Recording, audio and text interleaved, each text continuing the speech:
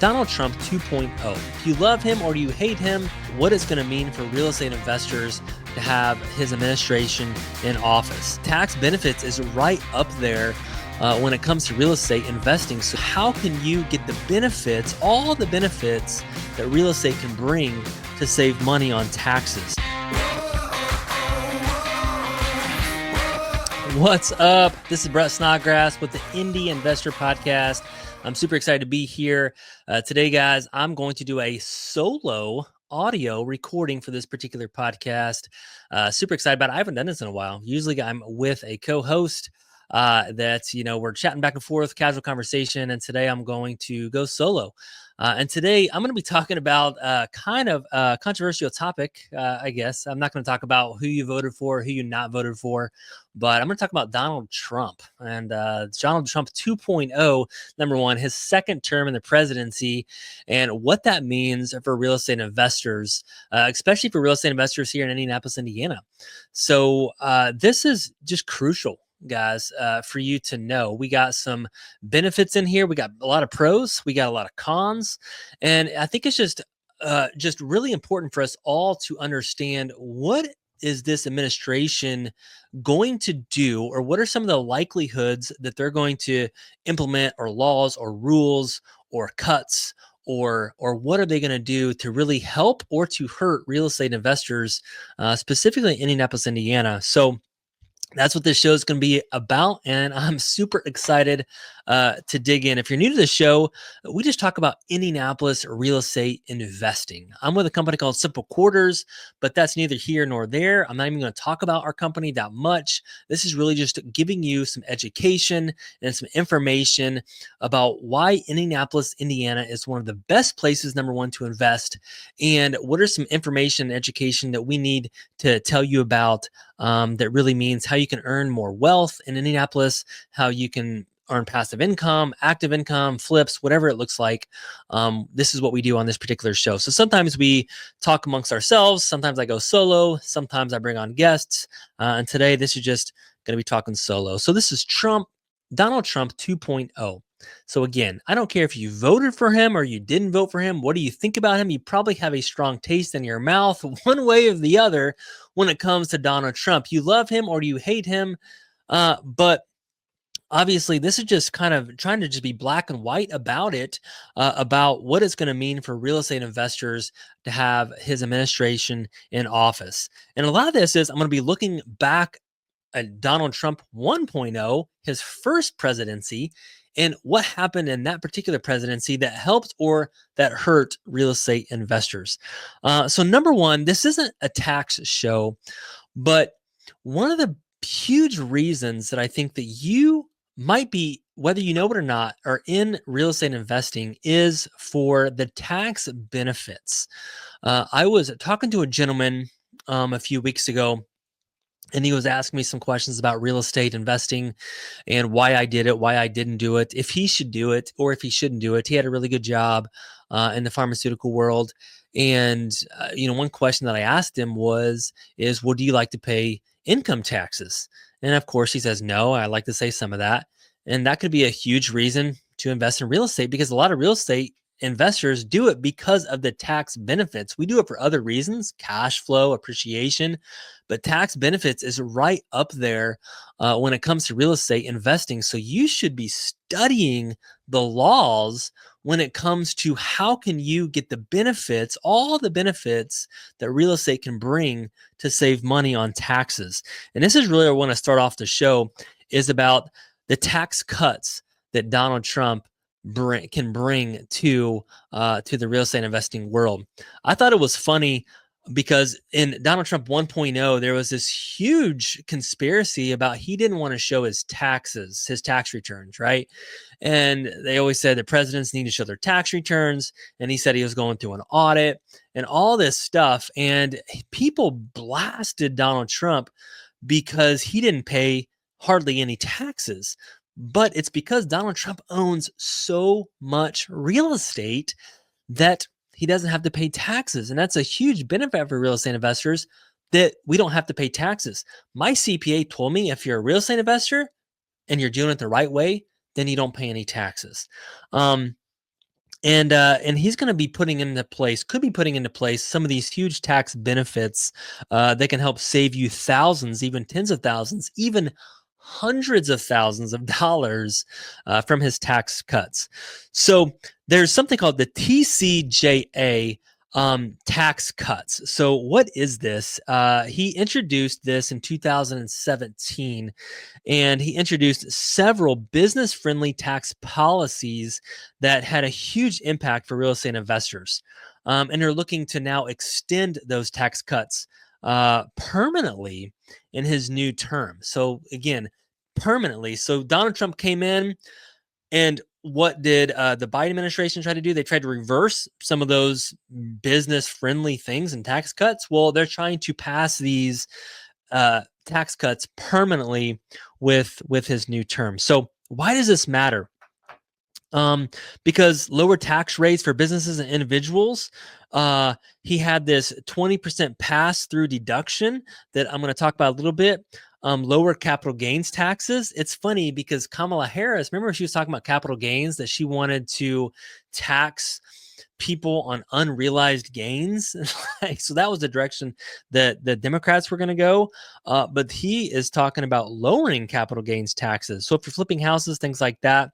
And one thing I really want to talk about is the depreciation benefits from real estate that I've taken huge advantage of and has saved, honestly, hundreds of thousands of dollars from the depreciation. And I'm going to start off there.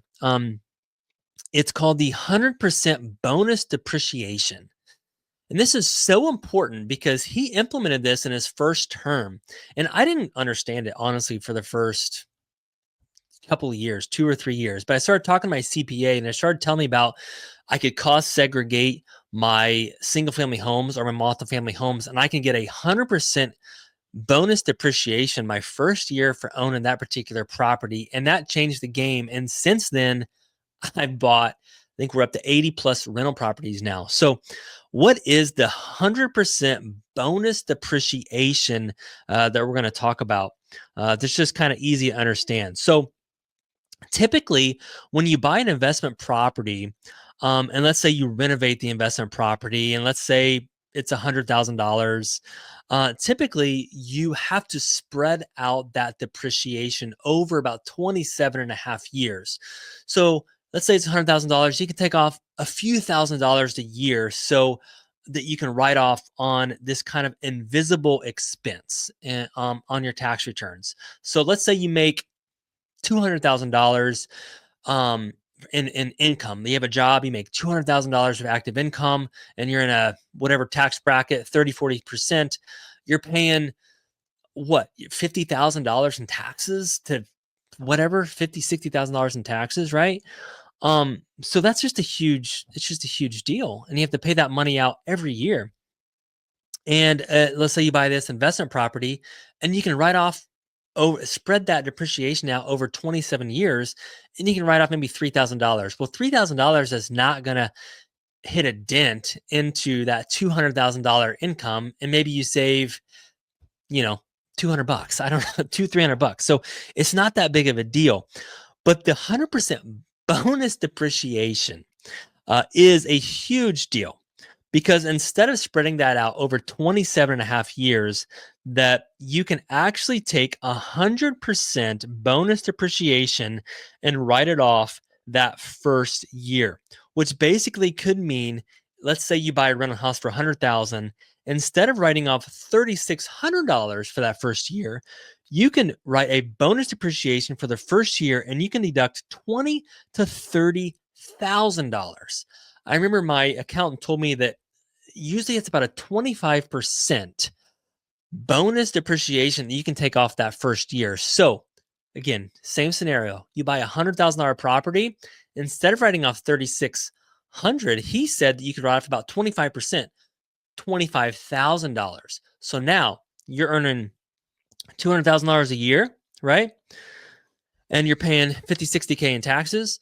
How many rental properties do you need to buy if you could write off $25,000 a pop to take place of that $200,000?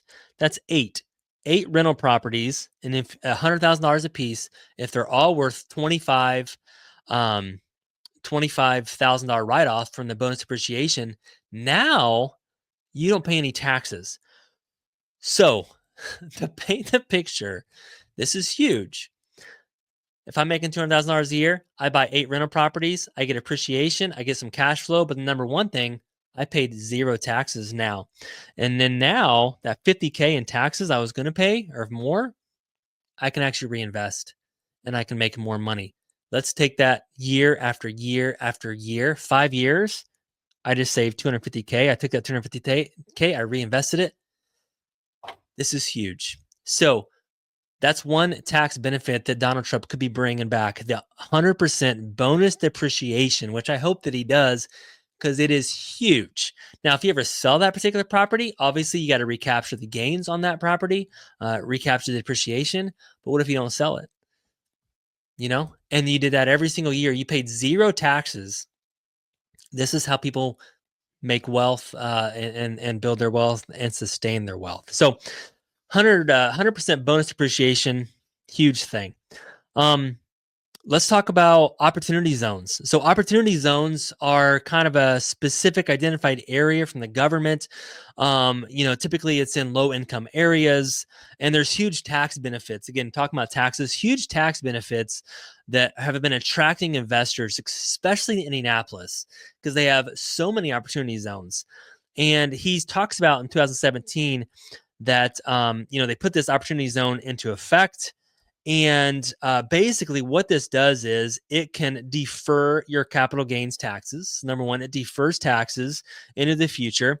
And then you have the step up basis where you can save a large percentage on the gains, basically the gains if you're in these particular areas. And he's talking about possibly expanding opportunity zones, so making them bigger, so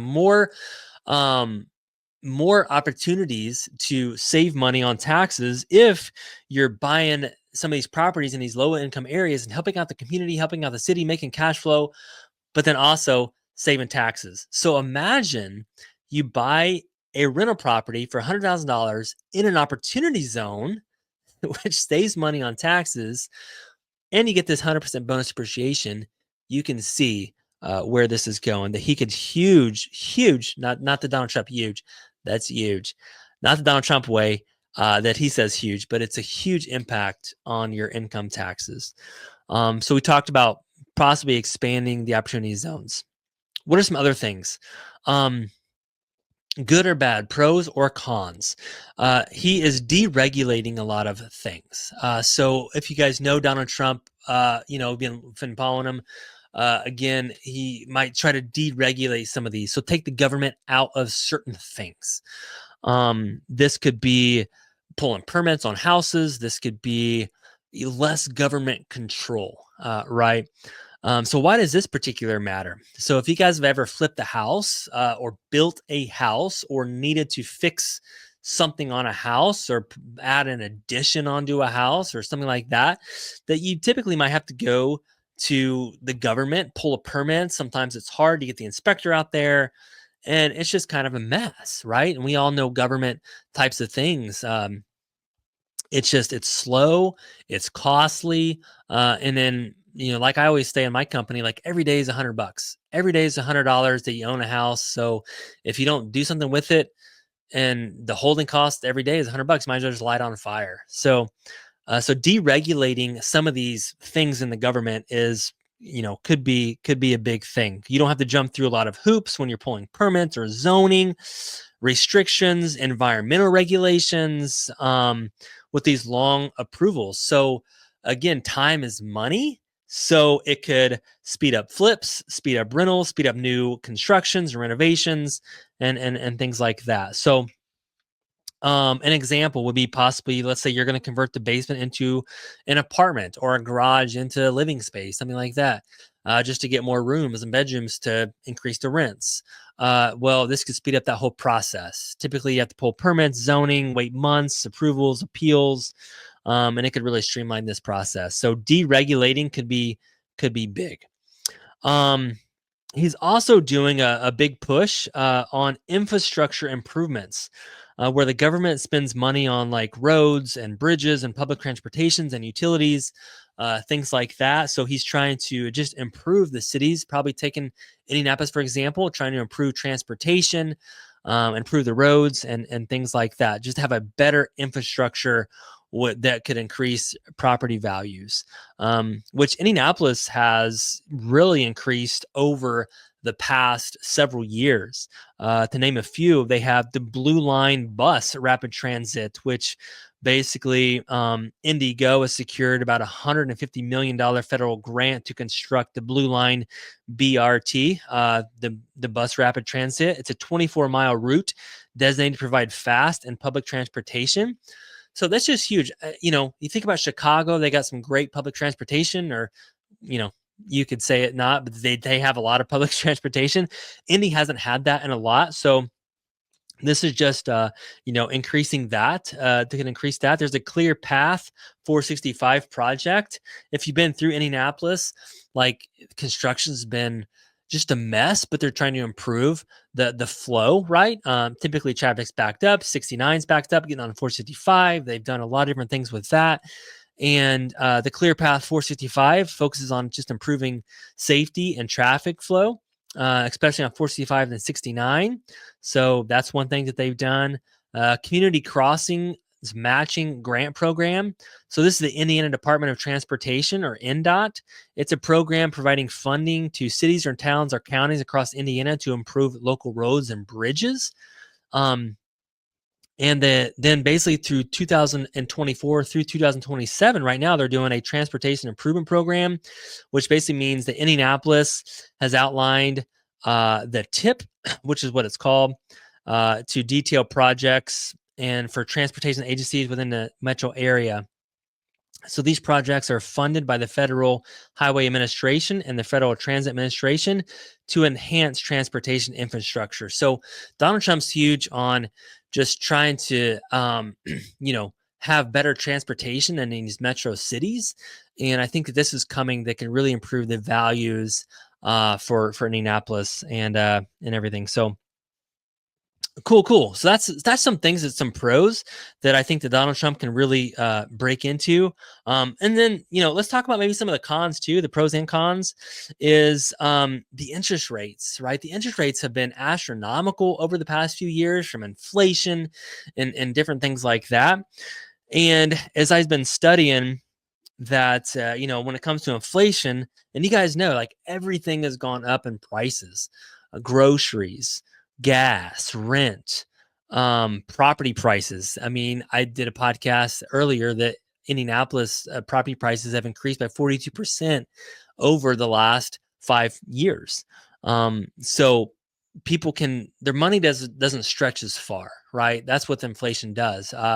Things just cost a lot more money. Have you been to a restaurant lately?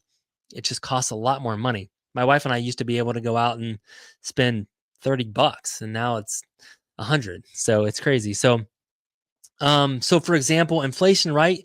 100,000 today doesn't go as far as it did, 5 years ago. Inflation has been going up 5% a year.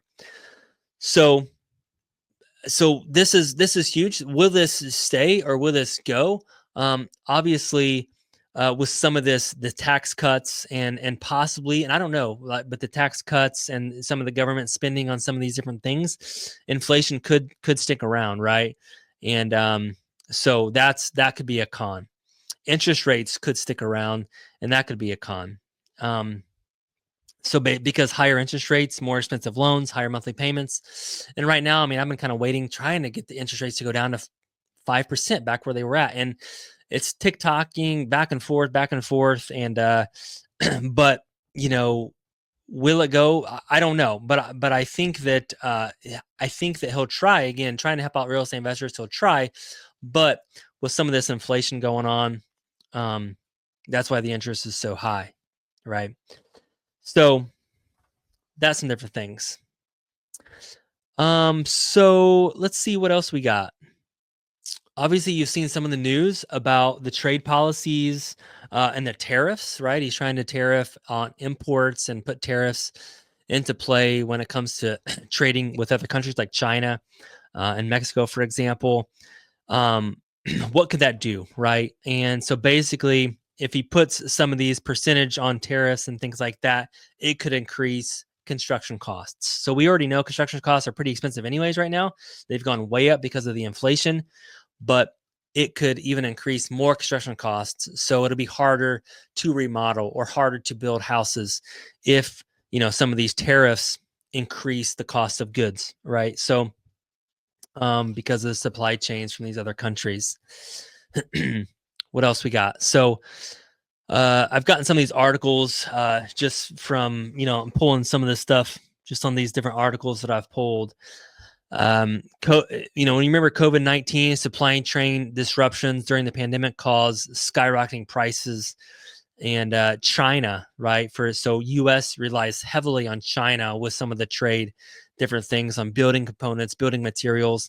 So if the policies limit imports from China, for example, then we have to source material domestically. It could increase a lot of these construction costs, which could be a good thing, but it also could increase the cost on construction.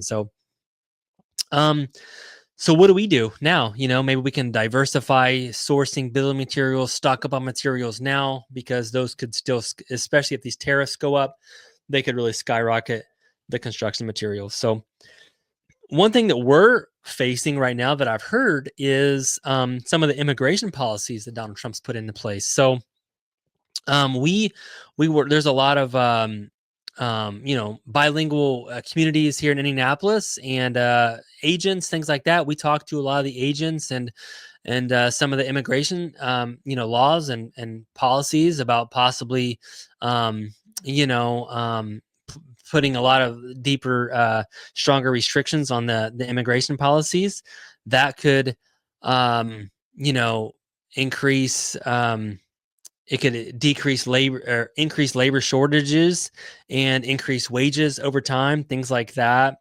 Higher costs for developers, things like that. And so that's just something that could that you got to think about. So that's some of the policies that he might be doing. Let's see what else. Yeah, so that's just some of the big things that I'm kind of seeing right now when it comes to Donald Trump. Some of the pros and cons we've talked about, the tariffs, immigration, with interest rates, inflation probably could still be pretty high. But I think the big thing that I'm looking at is some like maybe long-term investing rental properties where tax 100% depreciation is going to be huge. He has the pass-through deduction that he put into place that any money that passes through, there could be a 20% deduction on that on your tax returns. We talked about opportunity zones, expanding those out. So many different pros and different cons too, right? So what are we to do as investors with this administration? For me, like I'm looking at long term. I do think that Indianapolis has a huge buy and hold community. And I think buy and hold, I think that's a great way to save on taxes. I think the deductions on that are really going to increase as well. So that's just one thing I'm going to do for me. Long-term plan, guys. Long-term plan, I think, is huge. This is an exciting time for real estate investors. It's also, kind of like, hey, what's going to happen, and kind of waiting around. But I do think it's going to be Donald Trump. Number one is a real estate investor, so I think that any direction that he leans into, I think, is going to possibly benefit real estate investors, since he knows that small business world, that small real estate investor world. So a couple of resources you guys might want to check out. A couple of articles would be what a second Trump term could mean for real estate investors and taxes. That's where I got some of this information from. How Trump's policies will reshape the real estate investment landscape. That's another article that's really, really good. There's a couple of videos on YouTube. One's called Tax Implications for Real Estate Investors Under the Current Administration. So there's some great resources. I think number one, I think Donald Trump is going to be good for real estate investors, especially when it comes to the tax thing. My goal and hope would be, and prayer would be, that the interest rates could come down to a more affordable prices, that inflation would decrease and the cost of materials would decrease as well. But that's in the future that will hold. So that's all I got for you guys. I know this was kind of a solo show, just about the pros and cons of Donald Trump. I hope you guys enjoyed it. A lot of meat here that I'm excited about. What is coming in the next few years. Hope you guys are too. That's a wrap. Make sure you guys check us out on our website. This podcast is also on the website. We also have our YouTube channel. The website is simplequarters.com. And also check out our YouTube, the Indy Investor Podcast. This is Snodgrass. That's a wrap. We'll see you guys next time.